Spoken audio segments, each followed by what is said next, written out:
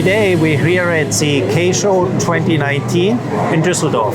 I'm quite excited that we're showcasing a full range of applications across a number of verticals. We're also showing our new material, TPU, which can be used for many new applications. It expands what you can do with additive manufacturing. An example that you can see here is a helmet.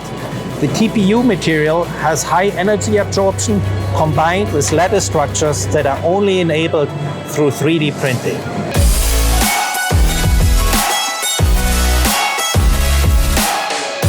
We are having a clear message that 3D printing is ready for the production. So we feel we are very ready to address and tackle some of the challenges to bring manufacturing to a whole different level. 3D is a huge solution to avoid creating waste from the beginning while you produce, because we are additive.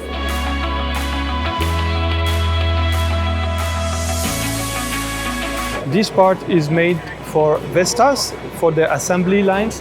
Vestas is the world leader in wind turbine manufacturing, and they've chosen our material for the unique shock absorption it provides.